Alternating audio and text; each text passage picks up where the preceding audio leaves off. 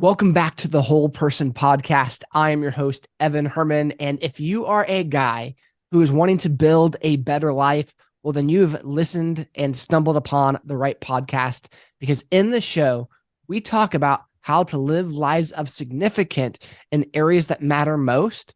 And today, we're going to be talking about what it means to develop one's character, to have integrity, but also the process of decision making in very critical moments of your life.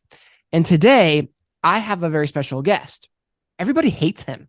He gets booed frequently, and everybody always thinks he's wrong and makes poor decisions. His name is Clay Martin, and he's a head whitecap referee with the National Football League. Clay, welcome to the show. How are you? Hey, good morning. Doing well. Now, I don't like to correct people, but normally it's just 50% of people, not quite everybody. Half the crowd is typically okay with my decision making, but sometimes it can skew to everybody. Well, I just figure you're probably pissing off everybody at one point in time throughout the game. Not intentionally, I can promise you, but I'm sure emotions run high. Oh, I bet. I bet. Well, let's just jump right into it. You have a job that is very public, that has a lot of criticism. And my question to you is regarding your own character and identity. Because for Sure. those of us who might struggle with our own character or identity and want to be a people pleaser, you're in a position where, regardless of your call, you're going to upset, at least 40,000 people. That's fair. So Yeah, how do I you think how do you measure that? Like, how do you go through with that?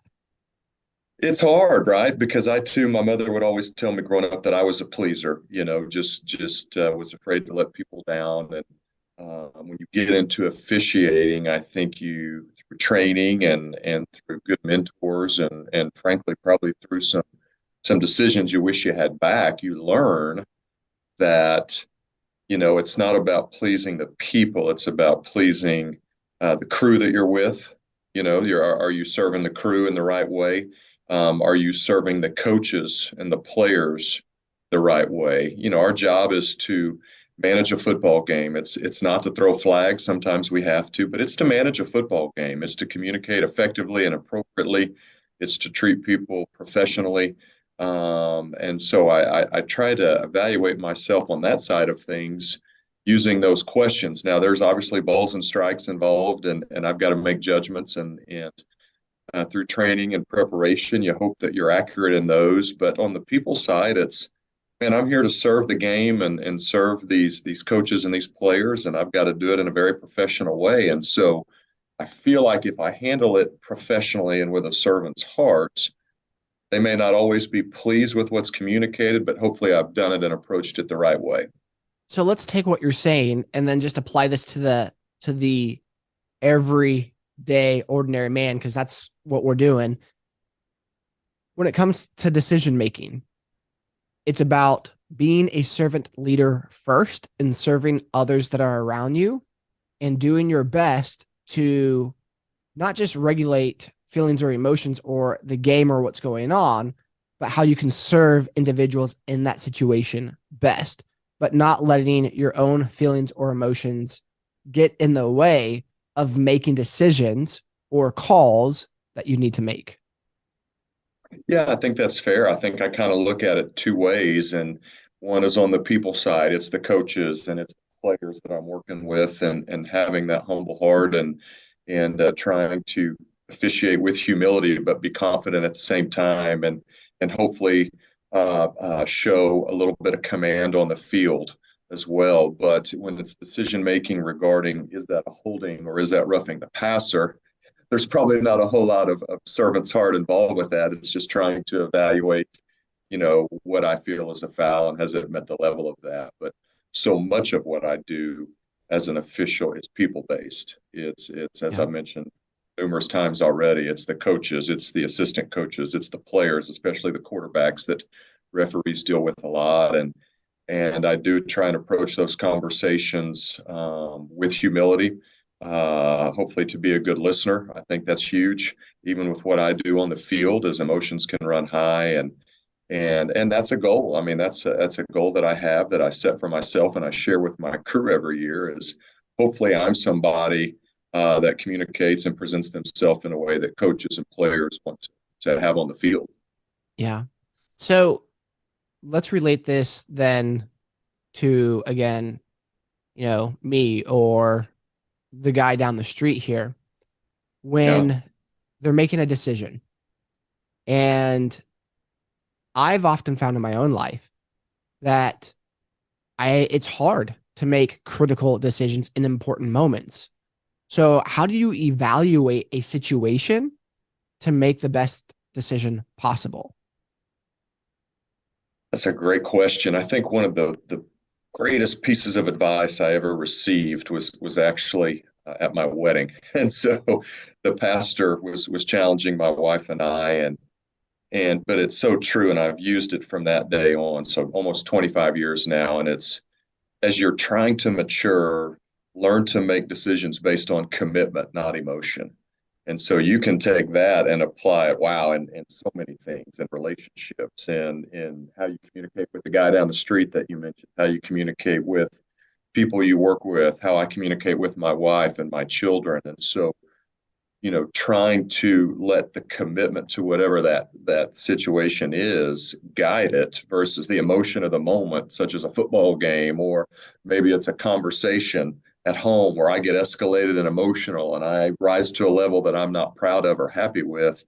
I try to let the commitment guide me in everything that I'm doing, and then apply that, whether that's a football field or at home with my wife and children, personal relationships, whatever it is. And so it's great advice. I'd love to tell you that I'm 100% accurate on that, but we all know that's not true. But it has really motivated me, and challenged me, and really kind of been a genesis of how I've tried to approach things. It's just make big decisions on commitment.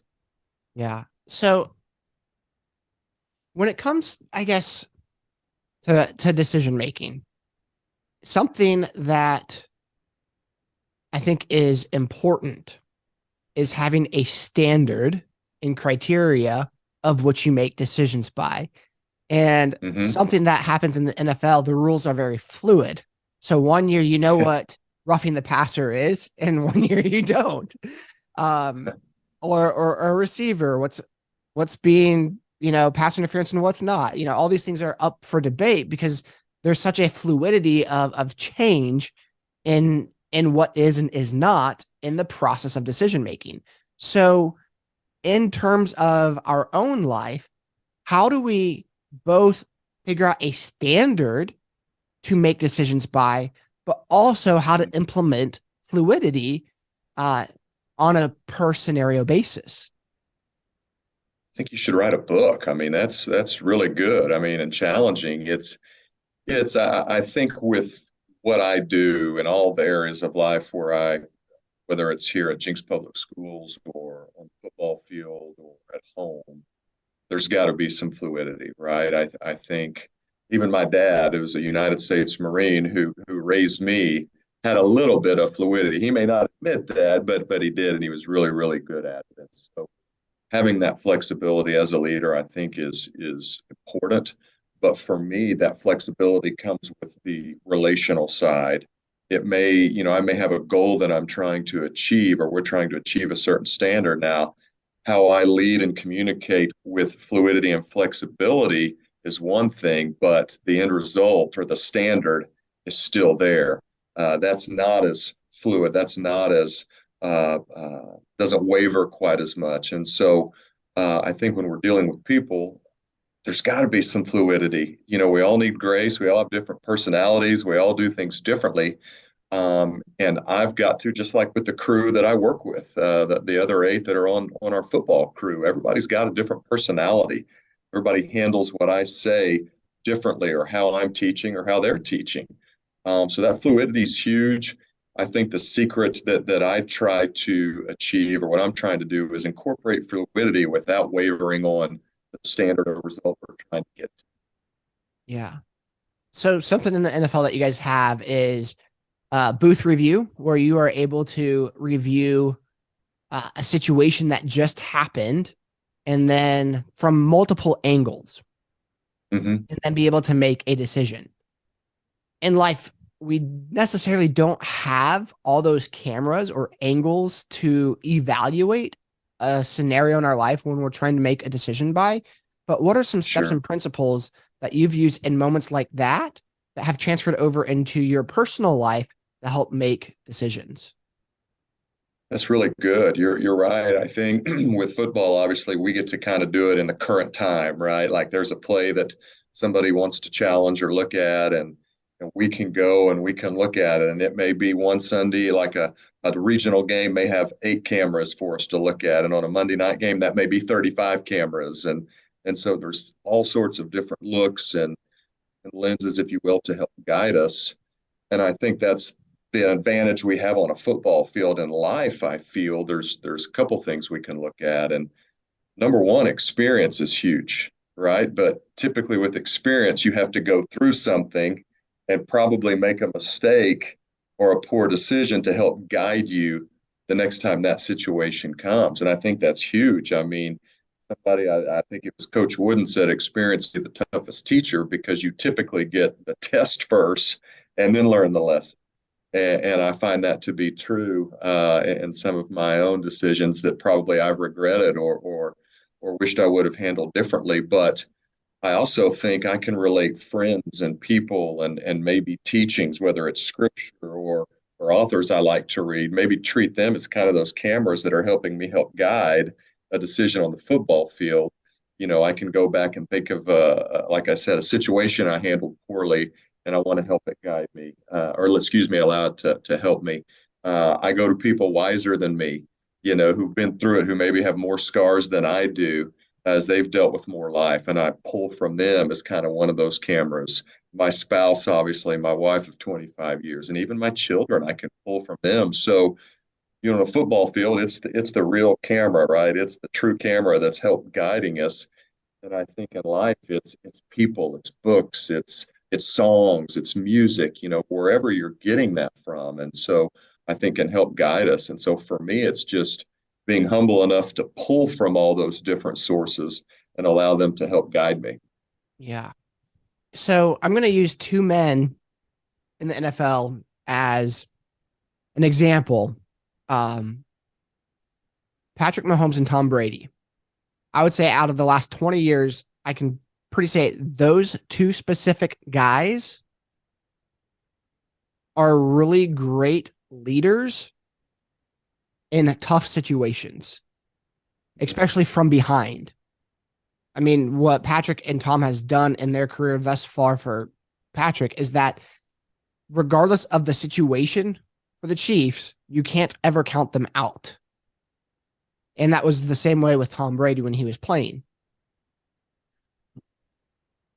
When you're on the field and you're around these personalities, whether it be them specifically or other individuals, and you see this trait, what are the traits and the characteristics within those types of individuals? Again, it doesn't have to be those two, but just characteristic Mm-hmm. traits that you have found from elite athletes that we can apply in our everyday life to help us not get in a slump, and regardless if where we're at in life, that it's not over until Mm-hmm. the clock hits zero, and that there's always room to come back. Oh, that's great, you know, and I can't talk specifically about those two players. I mean, but just as a general, as you mentioned, just regarding the athletes that I get to watch or even watch on TV, or athletes that I have coached even that have gone on, and I learned from all of them, right? It's fun to sit there as a fan, and whether it's a basketball game or football game, and see people who show so much resolve when 80% of America's counting them out, or man, this hole is just too deep. And so, you know, I think Will Rogers once said, when you find yourself in a hole, you know, stop digging, right? Like we've got to make some decisions that say, I'm done digging myself a deeper hole. And I think the great athletes do that, right? It's like they say enough's enough, whatever that is for them. and how do we make one play right? And then how do we make the next play right? How do I make this read or that read? And so I think the ability to show that resolve, and I know grit's a big word in society right now, and rightfully so, but their grit is huge. They're never out of it, and they're going to do whatever it takes. And maybe that means, making a play they typically wouldn't make. I can think of a quarterback who typically might slide at the end of a play to avoid a hit. And in certain situations, they may lower their shoulder and lower their head because it's that important for that drive or that important to keep hope alive that instead of sliding to avoid, they're lowering that shoulder because a first down is that important and how it gets his teammates to rally around him. And so, that grit and that toughness is huge. But I also think the ability to watch on a football field, those that are gifted in, everybody that's around them says, we're never out as long as he's in. And you can pick the he, whether that he is Michael Jordan or that he is LeBron James or that he is, Coach K when he was coaching at Duke, whatever the case may be. They have that oomph about them and they have that aura about them that says, as long as I'm breathing and we're out here, we're fighting, right? There's hope and we're going to get there. And so they have that gift that people want to go to battle for. And, not privy to what happens during the week at practices and in meetings and in a film room, but, seeing it live on the field or watching it on TV, there are guys that people just want to be around that give them not only belief that we're going to achieve it, but these gifted athletes also make those individuals around them feel good about themselves that they're going to get to a different level. Yeah. So it's really, really neat to see from that lens. So how do I become that guy that develops the grit that you were talking about, as well as that aspect of leadership or that it factor in any given scenario? What are the things that I would need to develop in order to do those? I think security in yourself is huge. I can tell you when I became a head coach at like 27 years old, I didn't want to go back and watch film because I was probably insecure on decisions that I had made that maybe had led us down the wrong path or led to a loss or something. And through years of gaining confidence and becoming more secure in myself, it's being able to self-evaluate and say, what did I do wrong here?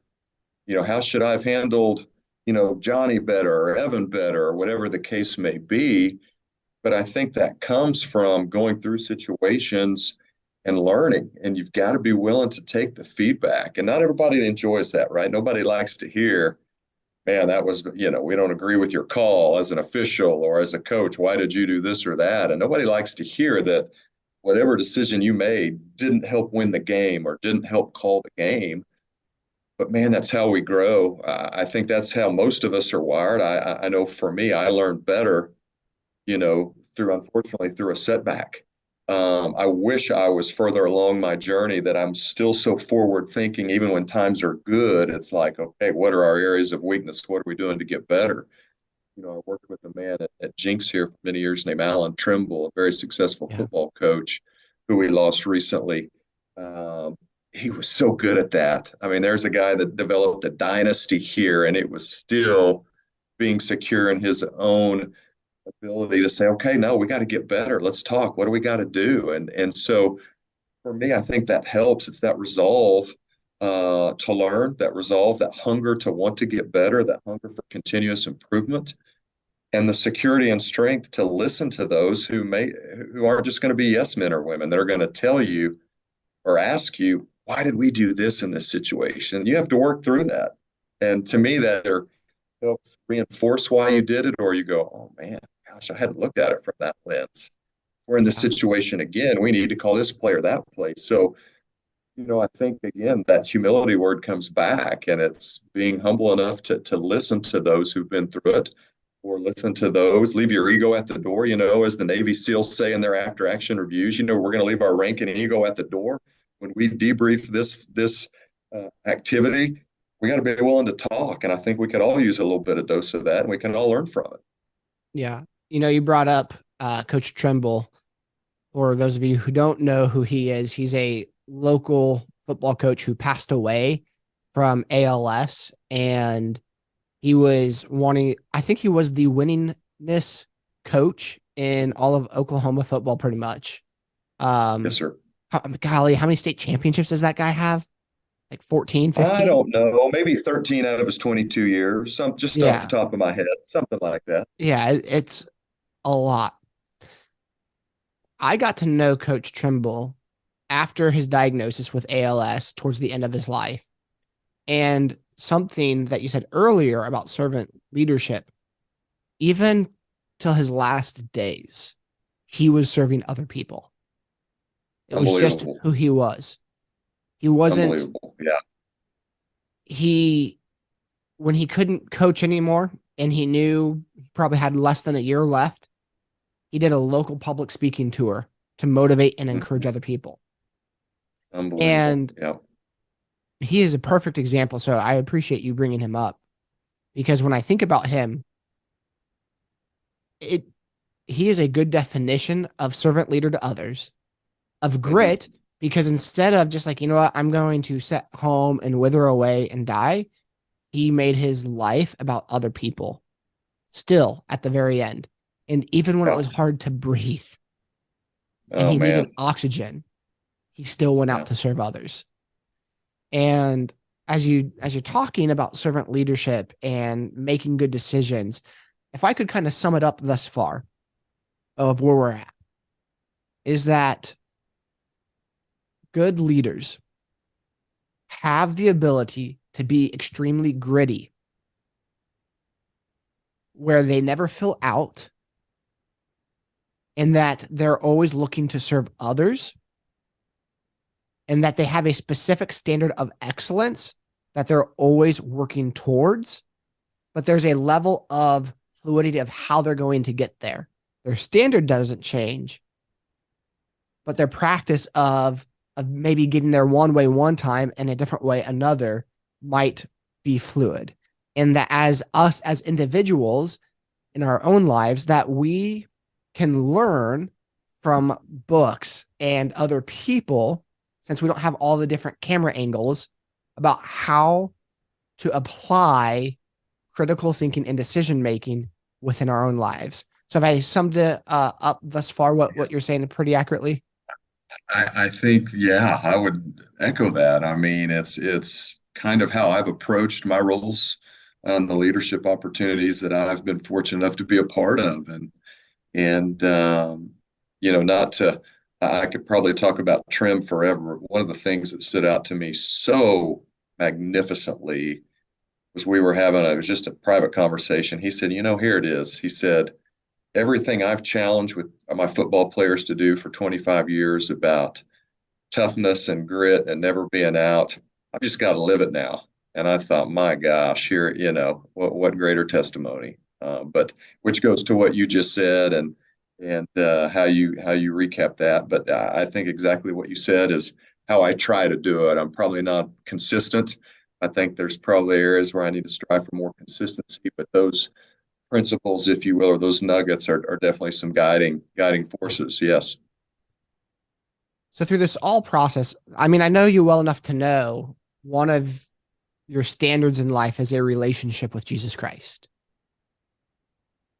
So, how does that flow into all other areas of decision making, of character, of integrity, of how you treat others?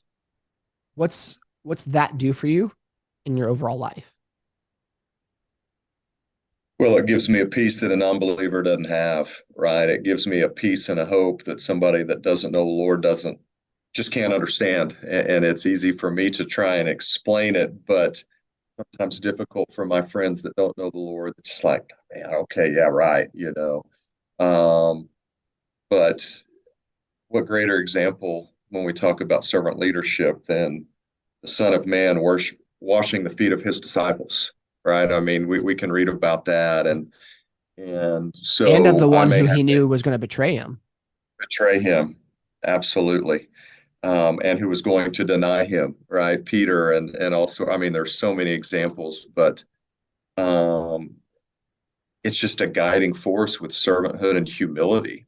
It's how do I metaphorically wash the feet of my wife and my kids and the football crew that I serve as their crew chief or their referee? How do I serve them, make them better? How do I keep, like Philippians 2 says, how do I keep their interest just as important as my own, if not more, right? Don't want to be selfish. And I think it says, do nothing out of vain conceit, but in humility, consider others greater than yourself. That's Philippians 2, 2 through 5. And so how do I take that approach to these opportunities that I've been so fortunate enough to be blessed with? And so it's, not everybody that I work with in schools and in football have the same belief system as me. I get that. But at the same time, I think it's a blessing to me to try and be the salt in the light, or to try and let his light shine through me. And again, it's an area where I strive for greater consistency each and every day as I try and take up my cross. But I hope that whenever my time comes, the question won't be, why didn't you do more with what the opportunities you had? And that, so that's kind of a scary question, a humbling question, but that's kind of again, it's kind of what drives me to incorporate faith and other aspects of life. Yeah. Clay, thank you so much for coming on to the podcast today. Are there any parting words that you want to share with us before you go? Golly, man, you probably need that from somebody wiser than me, but it's so sports cliche-ish, but I think in our society nowadays and with where we're at, it appears as a culture and as a society, you hear coaches say all the time, play the next play. And I think I've tried to apply that in everything I do as a husband, as a father, as a ref. It's like, okay, there's going to be screw ups and mess ups. How do I get the next one right? What am I looking, how do I get better and how do I get the next one right? And for me, that's an incorporation of faith and scripture and learning from those who are way better than I am in their relationship with Jesus and as football officials. So just got to play the next play and trust. Yeah. Final question, man. When are you going to get the NFL script to ref the Super Bowl? that's whew, that's a great question. I just got to keep playing the next play, right? Trying to put my. I think I'd be lying if I didn't say it's somewhere back in here. It's not a goal. Nobody asks me how many playoff games have you worked. It's how many Super Bowls. When are you going to get one? And so Right. I think as an official, it's a goal. The reality is you may never get one. There's 115 of us, 117 of us, and 17 men at my position, and so there's a lot of talented officials, and maybe one day I'll have that opportunity, but I've got to just keep driving to get better, man. Yeah. You know, I love how I worded that because I felt like I caught you slightly off guard, which is what I was wanting to do.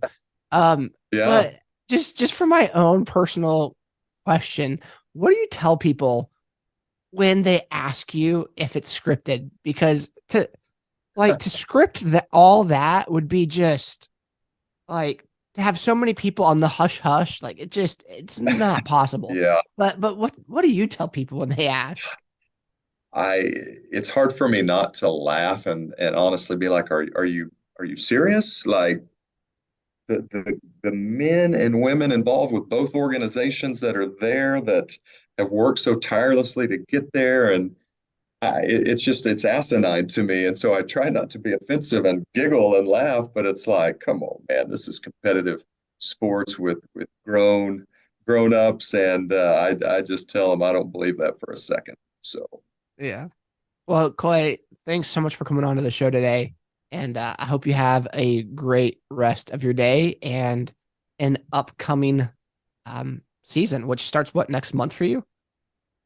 yeah, we start getting after it again officially in the middle of May. I've been working now for about a month, just getting back into rules and video, but our season essentially starts May 15, and looking forward to that. But thank you for the opportunity to be here and guiding me through some great discussion, and I appreciate it. You bet. We'll talk to you soon. Sounds good. Thank you.